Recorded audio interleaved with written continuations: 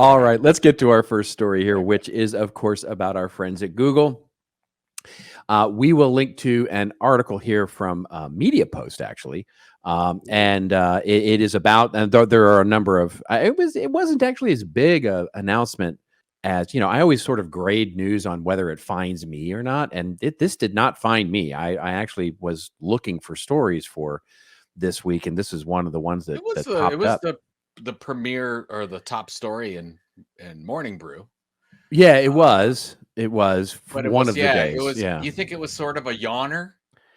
Let's find out Okay, here, shall we? let's So talk about basically, the Google Gemini has launched, and the article from MediaPost opens up by saying Google Gemini launched on Wednesday in a long-awaited debut of the company's most powerful artificial intelligence large language model. It is a multimodal and capable of reasoning across text, images, audio, video, and code. Maybe the most boring lead I've written or read all year.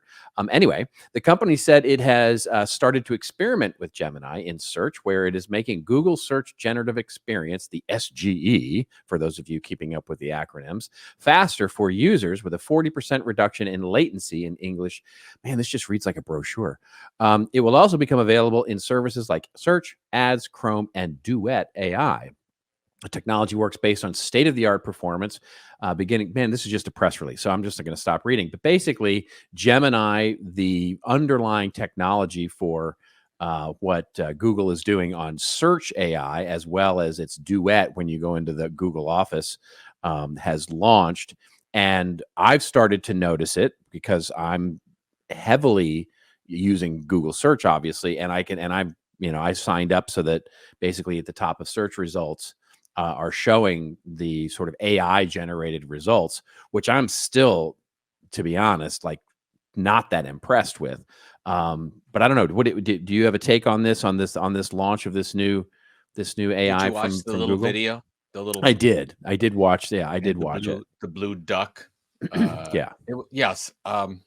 So my take on it is that Google will probably be a key player in making this work, outside of the fact that they have billions and billions of dollars. But the fact is they generally, when they're second or third to market, they figure out a way to become the market leader. And they did so in search. Google was not the first search engine. Of course. Nor was it the first paid advertising search. That's right. They acquired their way into that business.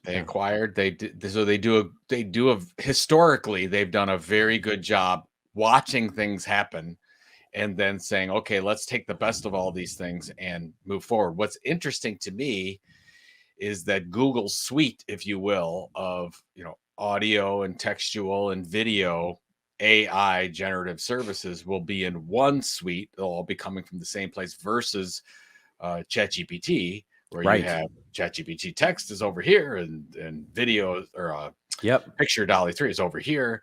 So I think that seems like an opportunity for them to move forward. And whatever they talk about, how the learning LLM that this whole thing was created for was 90% faster, whatever the PR words. They used very fancy PR words to say that their LLM is one of the best around.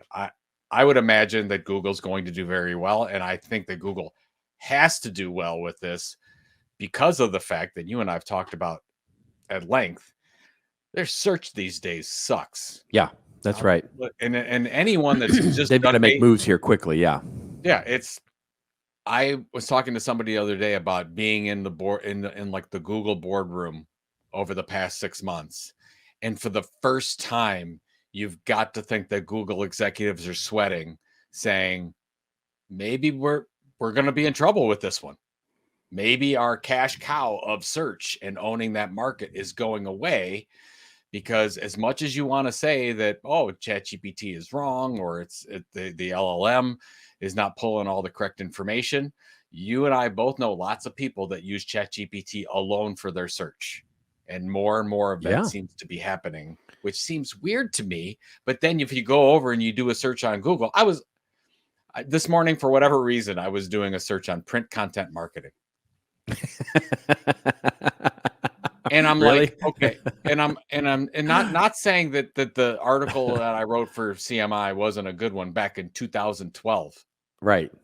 But are you kidding me that that's the number one result. search? Yeah. That's the search that you're gonna that's it from Yeah. 11 years ago, that article? Yeah. It's got to be something better than what they're doing, and so Yeah. so they've got to move. We'll see. What do you Yeah. think about this whole Well, thing? when I think so, first of all, I think it's interesting to me that they are positioning this as a fundamental technology that will underpin all the other things, right? So so they basically, the duet, so this is more of a platform technology than it is sort of a user focused thing, right? So it's, in other words, it's a technology that powers Google search. It's a technology that powers Duet. It's a technology that powers the other, audio and image creation and all those kinds of things that Google will productize in a different way. So Yep. I think they learned there, because you can see one of the challenges, because right now in ChatGPT 4, you can have, you can ask it to make images for you, right? You can ask it to make images for you. And if you have a paid account, I believe is the way that you have to do this. But if you have a paid account, you can ask, and it uses DALL-E to create those images, that technology. So they've slowly started to, and I think that's a lesson to your point about them being sort of second to market here, is that they're, it was funny because I asked this question. In fact, it was the first time I asked this question was when I was on Paul Reitzer's event.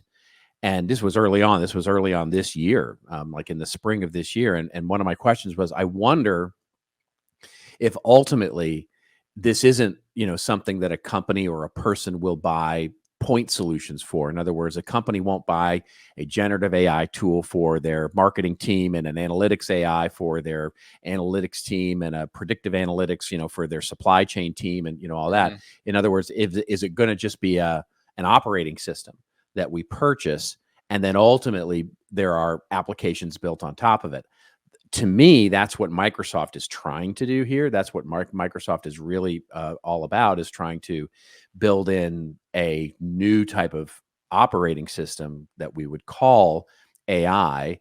And seems to me what Google is doing as well, which is an interesting challenge, because it is harder to market to consumers that way, right? In other words, if I go ask my wife, for example, about Gemini and Google and all their AI stuff, she's like, I don't know. I don't know. But if I ask her about ChatGPT, she's like, oh yeah, I got the app. I got Yep. I go on their website. I know how to use it. It's all, so it's a very interesting idea to see what will win the day.